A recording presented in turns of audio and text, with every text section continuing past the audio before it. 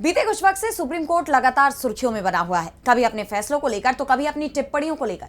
और अब कोर्ट ने एक ऐसा आदेश दिया है जिसे न्यायिक व्यवस्था में बड़े सुधार के तौर पर देखा जा रहा है। इसे संवैधानिक अदालतों तक हर शख्स की सही वक्त पर पहुंच बनाने की दिशा में काफी अहम माना जा रहा है।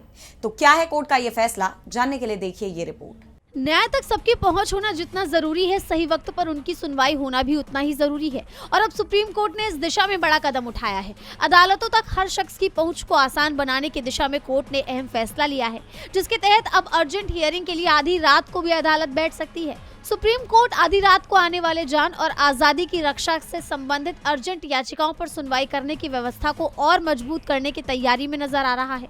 दरअसल सीजेआई सूर्यकांत, जस्टिस जय माल्या बागची और जस्टिस वी मोहना की बेंच ने वकील मेहराविश रैन की एक जनहित याचिका पर सुनवाई की, जिसमें कहा गया था कि जब लोगों की जान और आजादी पर खतरा मंडरा रहा हो तो उनके पास अदालतों तक पहुंचने का कोई तरीका नहीं होता।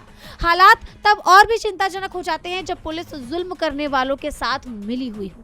मेरी शिकायत यह है कि मैं अगर एक गरीब व्यक्ति हूं तो मुझे न्याय मिलना चाहिए, लेकिन मैं कानूनी सहायता समिति से केवल दिन के समय ही संपर्क कर सकता हूं, रात में नहीं। मैं अदालत में भी केवल दिन में ही जा सकता हूं, रात में नहीं। इस पर जस्टिस बागची ने कहा कि आप जो चाहते हैं अधिकार और अनौपचारिक घंटे एक समान हो जाएं, इससे हम सहमत नहीं। न्याय तक सीमित पहुंच का मतलब न्याय से वंचित करना नहीं। कोर्ट ने यह भी कहा कि कई बार अदालतें आधी रात को भी चलती हैं।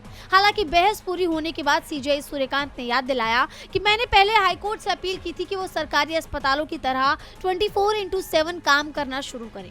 अगर मैं उच्च न्यायालयों से मांग कर सकता हूं तो सर्वोच्च न्यायालय से क्यों नहीं? लेकिन एसओपी बताए, क्योंकि केवल ऐलान करने से कोई लाभ नहीं होगा जब तक इसे जमीनी स्तर पर लागू नहीं किया जा सकता। सीजेआई ने आगे कहा कि एसओपी तैयार करने से पहले हाईकोर्ट और सुप्रीम कोर्ट में रजिस्ट्री से सुझाव लिए जाएंगे ताकि ये व्यवस्था सभी संवैधानिक अदालतों में लागू की जा सके। साथ ही ये भी साफ किया कि केवल उन्हीं मामलों को तत्काल सुनवाई के लिए प्राथमिकता दी जाएगी जिसमें जान और स्वतंत्रता पर खतरा हो। अब ये नई व्यवस्था कब लागू होती है, ये देखना होगा। डीबी लाइव की रिपोर्ट।